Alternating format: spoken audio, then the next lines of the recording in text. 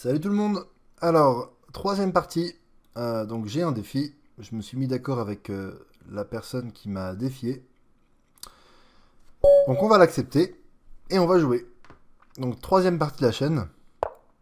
On a Dorian LB, donc qui apparemment débute dans les échecs, puisqu'il n'a que quelques parties à son actif. 8 parties en rapide, 5 parties en boulette. Et comme on commence à 1500 d'élo, bah là on a vu que son elo a bien descendu. Donc on va pas faire attention au niveau des personnes contre qui on joue, hein. On joue bien, on joue correctement. Et s'il y a une différence de niveau, on le ressentira dans la partie. Donc, quand je joue avec les noirs, donc ça c'est une information que vous pouvez avoir si vous jouez contre moi bientôt.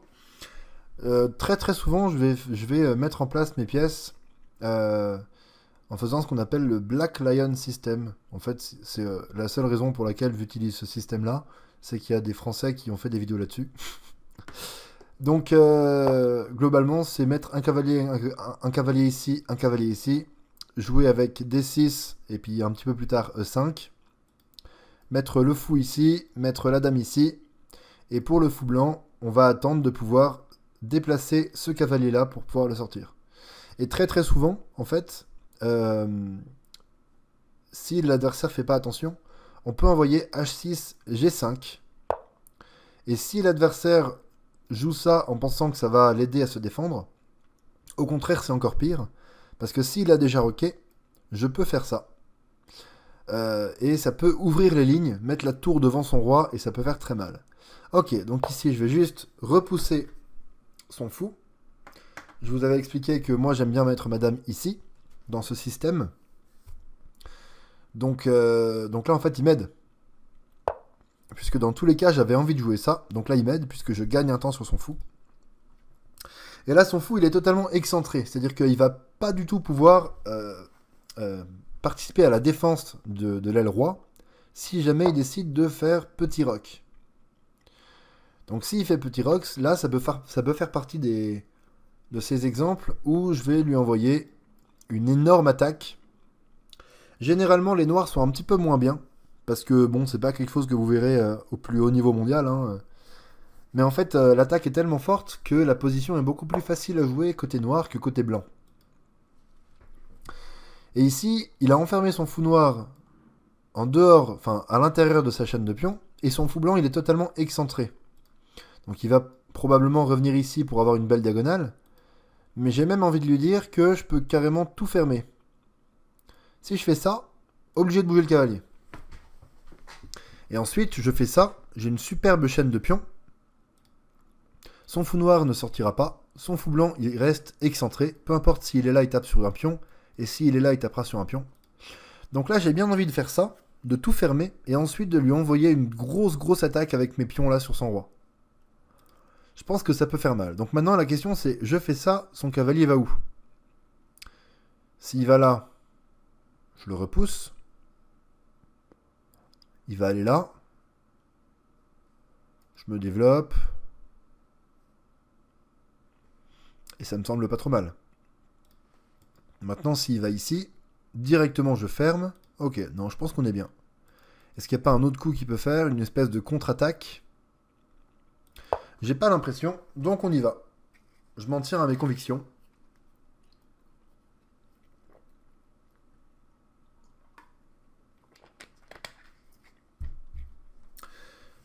Je m'en tiens à mes convictions et on verra ce que ça donne.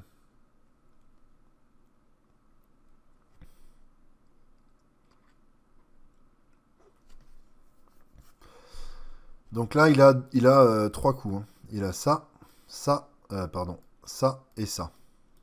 S'il vient là, c'est peut-être même le pire coup pour moi.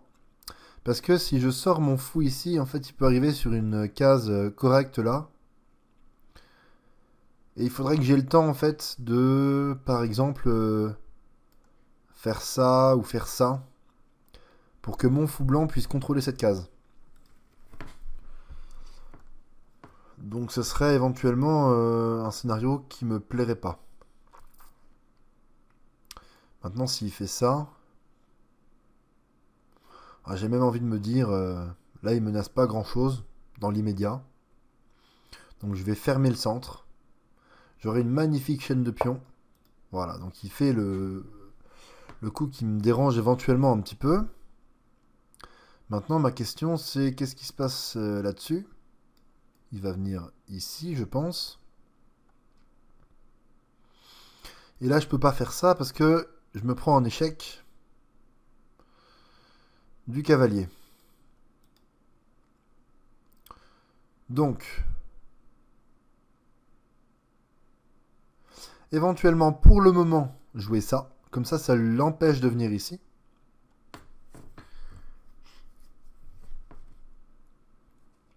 Ensuite, je fermerai le centre, je mettrai mon fou ici. Et je menacerai de déplacer ce cavalier-là et le fou tapera sur son cavalier.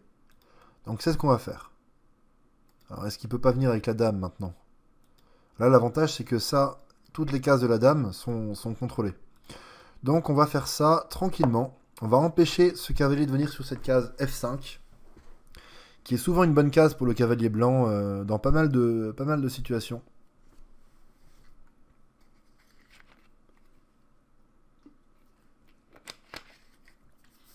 Et mon idée, en fait, ce sera plus tard de lui balancer mes pions.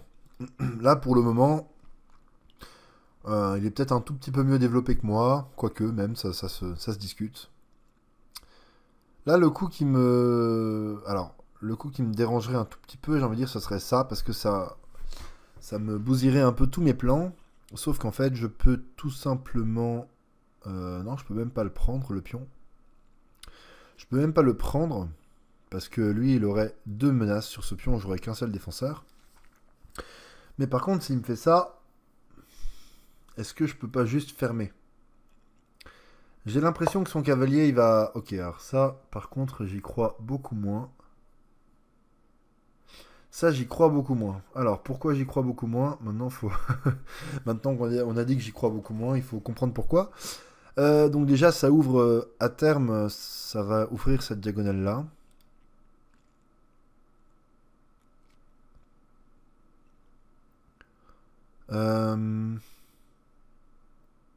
Donc je vais pas prendre, hein, parce que ça lui libérerait une case pour la dame. Est-ce que je joue ça, pion prend, pion prend? Bon, il y aurait un fou blanc qui peut jouer, mais moi j'aurais quand même un pion ici qui est pas vraiment attaquable et qui pourrait être assez solide. Allez, on y va. Et je vais essayer de jouer un petit peu plus vite.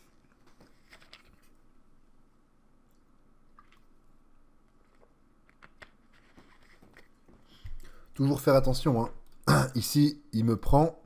Je peux reprendre parce que ce cavalier, il est protégé. S'il n'était pas protégé, s'il me prend ici, c'est une attaque à la découverte. Une attaque indirecte. Donc ici, s'il me prend, en fait, je vais même pré-move. Voilà. Pré-move. Comme ça, s'il me prend, ça reprendra automatiquement sans que je perde la moindre seconde.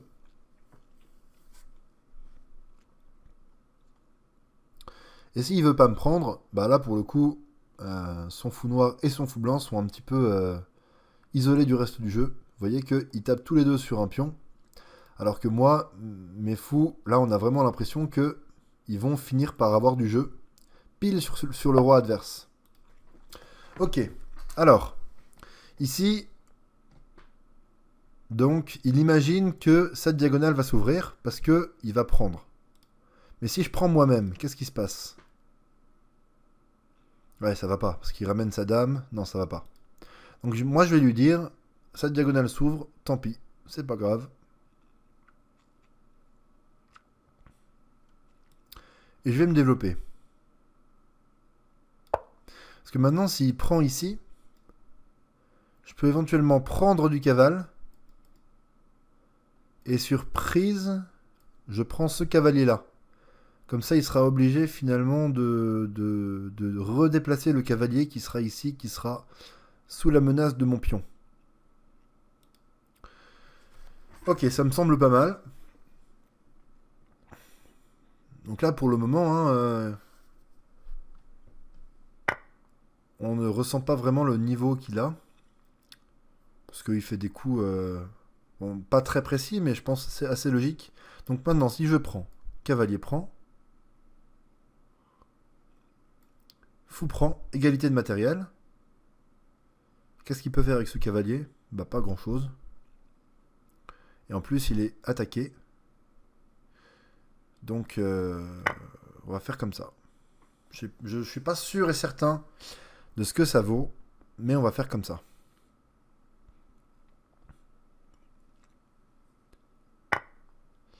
Voilà, on va prendre ici.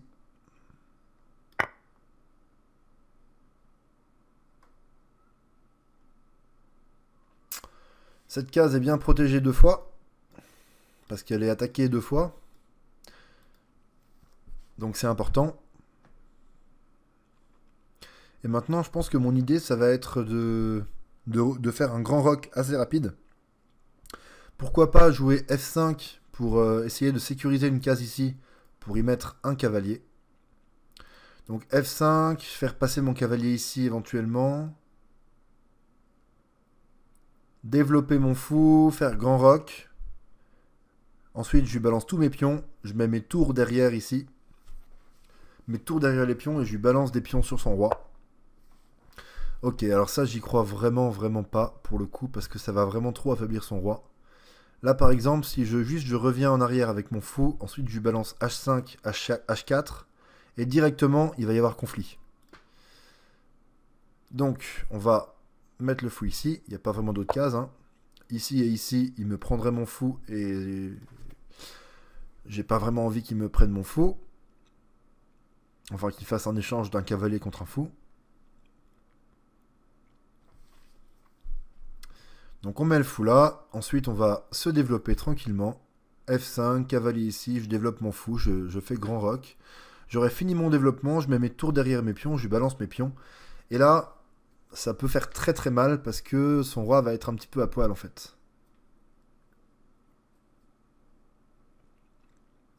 Il faut juste que je joue vite, puisqu'il me reste 4 minutes 27. Alors après, il lui reste encore moins de temps.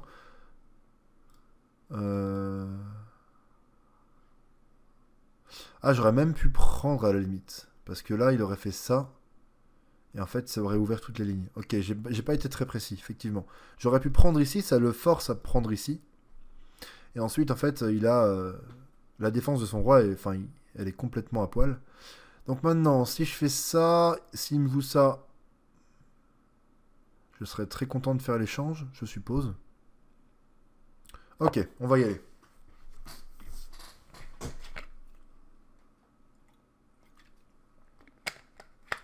Et maintenant, l'idée de ce coup, c'est que s'il me fait ça, il perd un pion tout simplement, et son fou blanc ne sera jamais ouvert. Il va toujours taper sur un pion de ma chaîne de pions. Maintenant, s'il me fait ça, bon, il perd un pion, mais ça lui ouvre son fou noir. Effectivement, il peut venir ici, mettre une pression sur ma dame. Mais comme j'aurais gagné un pion, je pourrais sans problème venir là. Alors il peut aussi me mettre échec. Ouais, c'est pas évident. Là, il faut absolument que je règle ce problème du roi au centre. Si je règle pas ce problème de roi au centre, il peut m'arriver des problèmes. Alors, il vient avec sa dame. Si je viens là, qu'est-ce qui se passe? S'il me propose l'échange des dames, je pense que j'y vais. Parce que j'aurai une position bien meilleure que la sienne. Allez, on y va. Faut pas se poser 1 milliard de questions. Je veux juste sortir mon fou, faire grand rock. Et ensuite, aller attaquer son roi très très violemment.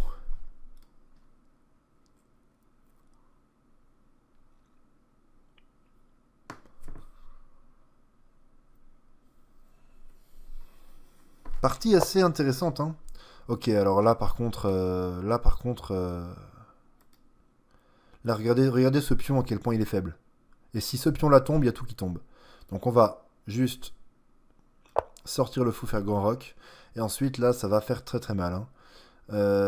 Là, en fait, ça c'est vraiment un conseil qu'on peut vous donner si vous débutez. Chaque coup de pion que vous faites devant votre roi, ça affaiblit votre roi. Donc il faut bien peser le pour et le contre. De temps en temps, il y a plus de pour que de contre. Donc de temps en temps, un petit coup de pion devant le roi, c'est totalement justifié. Mais alors là, sachant que si j'ai pas fait petit roc, c'est parce que je veux faire grand roc. Ensuite, je balance mes pions, il y aura mes tours derrière. Là, les coups de pion, ça affaiblit vraiment beaucoup trop le roi. Là, regardez ce pion-là, à quel point il est faible. Rien qu'un coup comme ça peut être très embêtant ici. Parce qu'il y aurait 2 pressions sur le pion. Rien qu'un petit coup comme cavalier H5. Ok. Allez, on est parti. On perd pas de temps. De toute façon, il perd beaucoup trop de temps, donc il va finir par perdre autant, je pense. Ou alors, faut qu'il accélère. S'il me fout ça, je pense que je fais juste pion prend. Pas de souci, hein, ce cavalier est bien protégé.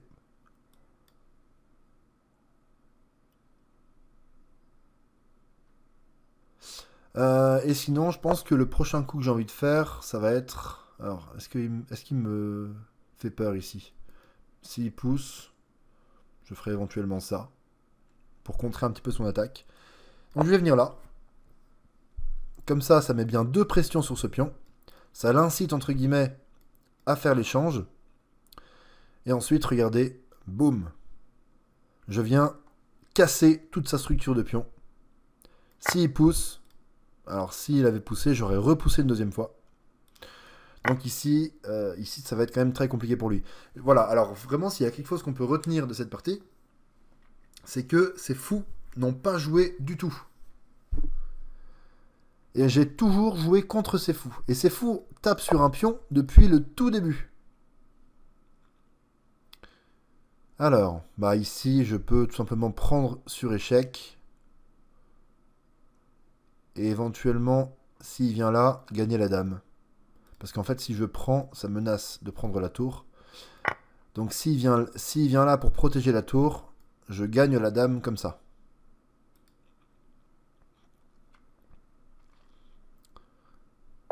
Voilà, et on va gagner la dame. Parce que vous voyez, hein, c'est exactement ce que j'ai dit. Mon attaque est vraiment beaucoup trop forte. Donc là, le fait d'avoir ouvert des lignes, d'avoir mis mon roi à l'abri, bah, c'est vraiment typiquement le scénario catastrophe pour lui. C'est qu'il avait peut-être l'impression de s'en sortir correctement parce qu'il n'y avait pas de différence de matériel. Alors ici, je vais... Bon, il me dit bien joué. Effectivement, c'est un abandon, puisqu'il vient de perdre la dame. Bien joué, parce que effectivement, pour son Elo, 959, c'est plutôt bien joué en fait. Si on regarde la partie dans son ensemble, il s'est développé, il a roqué, il a mis son roi à l'abri, il n'a pas perdu de matériel trop tôt dans la partie, sauf que en fait j'ai joué contre ces fous ne jouent pas du tout de la partie. J'ai un petit peu attendu, mais quand c'était le bon moment, j'ai mis mon roi à l'abri en tant que grand roc, et j'étais sûr et certain d'avoir une forte attaque sur son roi. C'est exactement ce qui s'est passé, j'ai eu une grosse attaque, et ça a fini par gagner assez facilement. Voilà. Il a poussé les pions devant son roi, ça a fait des faiblesses. À un moment donné, il a voulu essayer de contre-attaquer en venant ici. C'était envisageable, hein, pourquoi pas. Sauf que du coup, bah, les faiblesses qu'il a laissées sur son roi, ben, c'était déjà la catastrophe en fait. Un échec, une menace de la tour. S'il vient là, bah, comme j'ai réussi à ouvrir des lignes, mes tours ont beaucoup plus de jeu. Voilà, boum, gagne la dame, et c'est fini. Donc une troisième partie assez pédagogique. C'est assez intéressant. Et là, pour la prochaine, j'essaierai quand même de jouer contre quelqu'un peut-être un petit peu meilleur, peut-être avec un niveau un petit peu plus élevé, pour essayer d'alterner en fait une partie où j'explique un petit peu plus mes coups et une partie où il y a vraiment de l'enjeu pour moi, savoir si je vais gagner ou pas, etc. Donc voilà, c'est tout pour aujourd'hui. Salut!